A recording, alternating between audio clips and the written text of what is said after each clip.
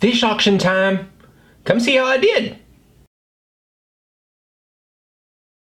Hey, what's going on, guys? This is Jason with Jadren Aquatics. How are you guys doing today? So, fish auction. Locally, we don't have very many freshwater groups.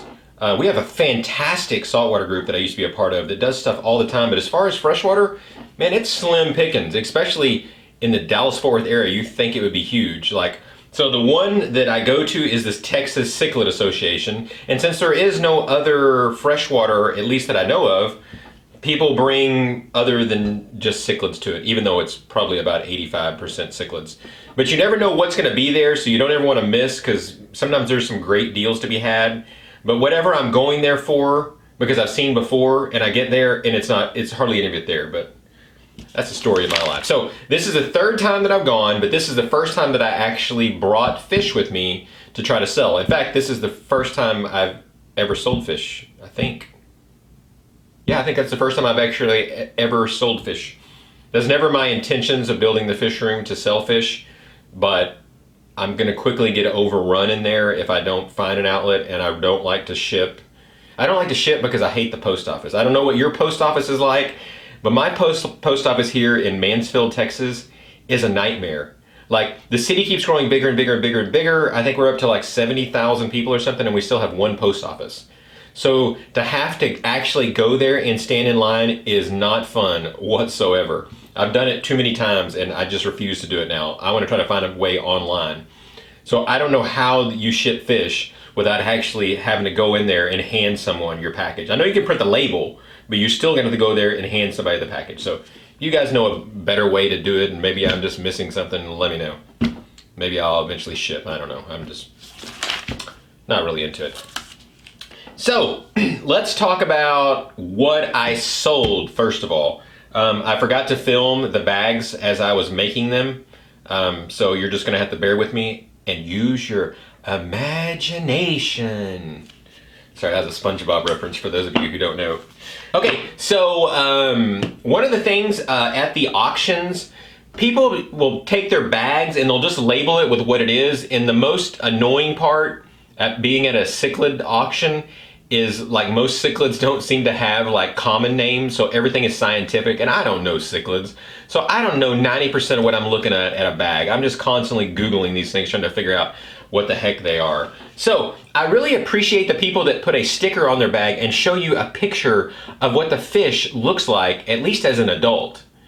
Because, you know, those fish are in there and they've been in there for quite a few hours, so a lot of them are dropping their colors, so you can't really get an idea. So I appreciate the people that put pictures on theirs. So that's what I did. When I did mine, I went ahead and I made stickers that I could peel off that gave the description that I was supposed to give, and gave a good picture of them. Now, the previous one that I went to, there was only a few guppies there and they did phenomenal.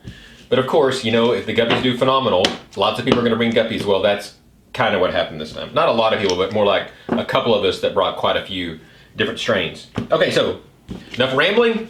So let's go over the different ones. So first of all, I brought, these I bought as American koi guppy, but everyone complains because they're like, this doesn't look like a koi. And I know, so I labeled them as red tuxedo because they look like the red tuxedos I've had before, just to avoid that. Because the guy that does the auctions is very, very funny, and if you do something on your tag that he doesn't like, he'll let you know it. So, red tuxedo guppies. Then I did everything I did these in trios, 2 females and a male. Spanish dancer guppies, half black, half blue guppies. Then I also did black bar endlers. These are kind of small, so I did 2 trios of those. And then I did mystery snails. I did 10 in there, just mixed colors. And I have a bunch of mystery snails, but these were pretty small. These were like probably maybe a dime, not dime. They're a little bigger than dime. They're about, what comes after a dime? What doesn't come after a dime? A nickel. They were about nickel size. So 10 of those in there. So I had no idea really what to expect. So the auctions always start off strong because more people are there and people have money and they get into bidding wars. And the bad thing about it, when it started, there was literally less than half the people there were last time. Last time, all the chairs were full and people were standing up along the sides. This time, not even half the chairs were full. But there seemed to be just as many fish. I mean, there has to be 1,000 bags of fish, because this thing starts at 11 and we left at 3:10, and they probably still had 30, 45 more minutes to go. So a lot of fish, and it's non-stop. They don't stop for lunch or anything. Okay, so I kind of took a few notes on what sold. So the Spanish dancer trios, these did the best. The first group went for 14. The first group went for 12. The next group went for 13. The next group went for 14. I had 5 groups. The next one, this is when it started getting towards the end of the auction. The next group went for $2. So you can imagine the person that paid 14, how excited they were. And then I didn't even see the one after that. I think the last one went for $2 also. Towards the end, all the guppy bids were all mercy bids. The red tuxedos didn't do that well. The first one went for 3. The next one went for 4. The next one went for 3. And I think the last ones also went for 3. The half blacks. These were actually the best looking ones I had, which kind of surprised me that these didn't do that well. These went for 5, then 3, then 6, and then the 6th one, she hyped them up a little bit when we had a new person come in and start the bidding, and she hyped them up and said, "Oh, these look great." And so they went for 6. The next one went for 2, and I think the next one after that went for 2. The black bar Endlers, these guys went for $5 one time, $3 another time, and I think I only had 4 of these, so I think the last ones probably went for $3 each. And the mystery snails are the ones that kind of surprised me the most, because again, they were pretty small. So the first one went for $5, that wasn't that big a deal. But the next one went for 12, the next one went for 7, the next one went for 6, and then we left before I saw the final last one. So they send you a check eventually whenever they get all this stuff processed. So I don't know, I think I sold maybe $100, so they take 25%. So I think I'll end up getting about $75, would be my guess. Okay, so let's go over what we bought. Let's start with non-fish related items. Okay, let's start with the funny one first. Yes, I know you're looking at these. Don't be jealous. These are ice cube trays that are shaped like fish. And you're thinking to yourself, Jason, why do you have ice cube trays shaped like fish? Well, I make this snail food. I'm gonna do a video on that eventually. And the snail food, you put it in these ice cube type trays, and I've been trying to find some ones that are not, I've got these real long, like bullet looking ones or something. And so when I saw these, and I thought, man, I gotta have these. And like no one else bid on them. So I think I got these for $4. $4, and there's 1, 2, 3, 4 of them. So a buck a piece, can't beat that. Okay, the next thing, there was a guy that made probably about 10 of these. These are breeder caves. They're really cichlid breeder caves, but they'll work for anything. They're just those terracotta pots, the bottom part that are like glued together and then a hole drilled through them. These started off kind of high. These were selling for like 15 at first. So I knew he had a bunch of them, so I waited towards the end. And this one was $7. So you can't beat that, because these things I think are normally about $1 for each one, so that's like $4 worth of terracotta pots. And I've tried to drill those things before, and it's hard. You got to put them under water or got to keep them wet the whole time, but every time I did it, they kept breaking on me.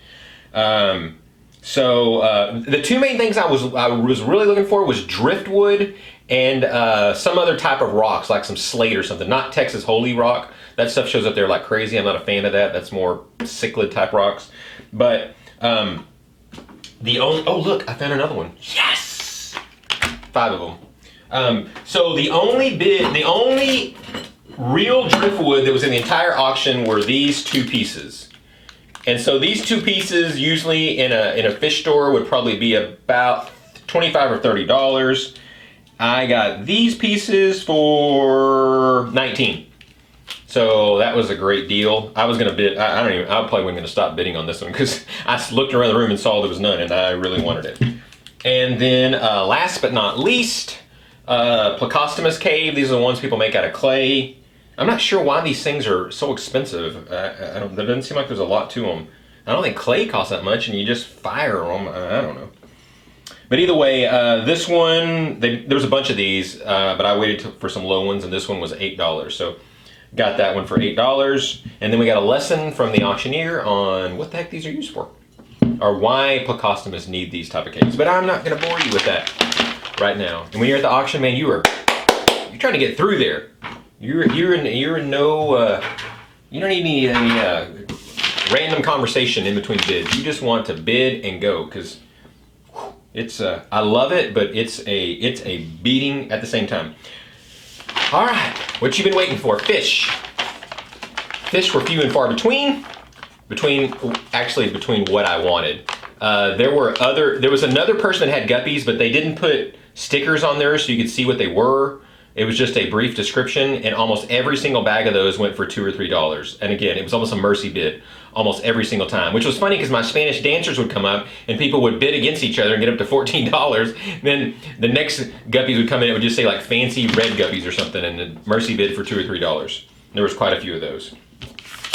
I didn't need any more guppies. I wasn't a big fan of the ones that were there. Anyway, if there had been some cool looking ones, I might have bought them. So the first thing I got were Spectricola. These are, I think it's like a dwarf Cindonatus catfish. These things were cool looking. Somebody had like 3 or 4 bags of them. So these Spectricola, there were 4 of them in the bag. Let's cut and show you guys a quick video of what those guys look like. Instead of showing them to you in the bag, I've already got them in the tank and quarantine, so there you go.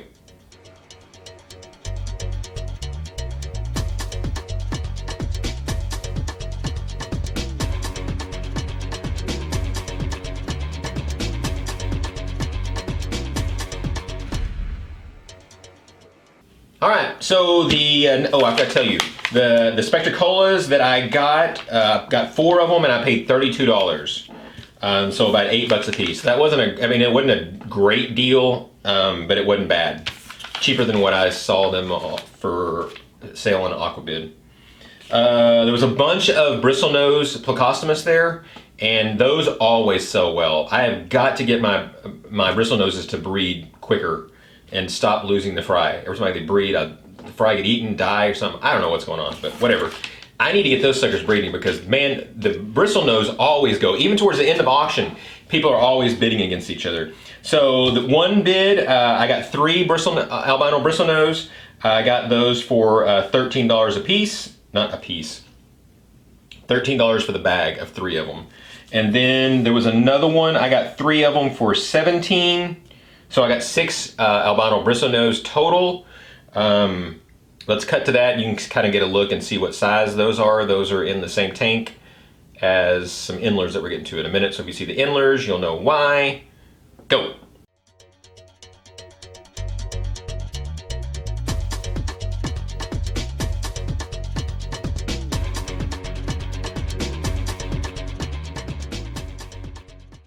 All right, next fish that we got. There were some Starburst Endlers. I'd never heard of these before. Again, there was no picture on them, and people did not want to bid on these things at all. So I like Endlers, and I'd never seen them before. And when you look at them out of the bag, they would just look like they had no color whatsoever. But Endlers almost always have cool colors. So I went ahead and bid on those because I got them, 3 of them for $2, and then I got another 3 of them for $4. And at the end, I could have got some probably for $1 because there were quite a few bags of those. So let's cut to the Starburst Endlers so you can see those.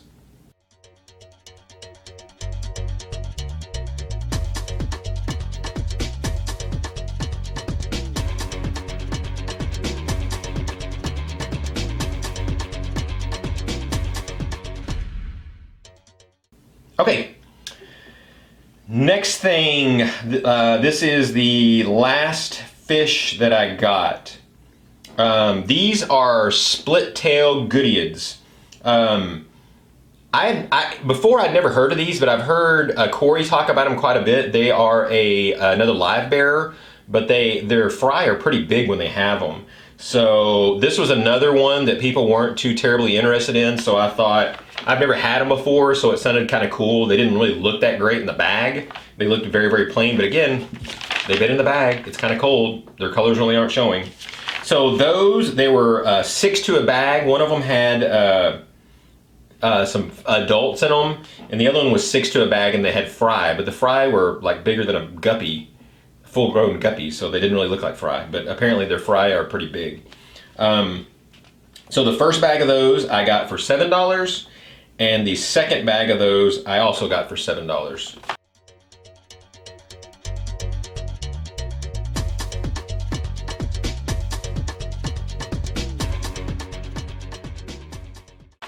So, I spent about $120 total, and I sold about 100 and something, but after I take the fees out. So, I don't know. It was a fun day. I wish someone would start a freshwater association here. I know you're thinking, Jason, why don't you? I'm already president of another ministry that can be overwhelming sometimes. So I don't have time to be on the board on any other boards. Even though it would be cool to have it, I just can't do it. So I apologize to all of you out there in the Dallas-Fort Worth area that I can't help you out with your fish club. But I'll come to meetings and I'll come to auctions if you have one. All right, so that's it. I can't think of anything else I need to say. You guys are awesome as usual. Be sure to leave some comments down below.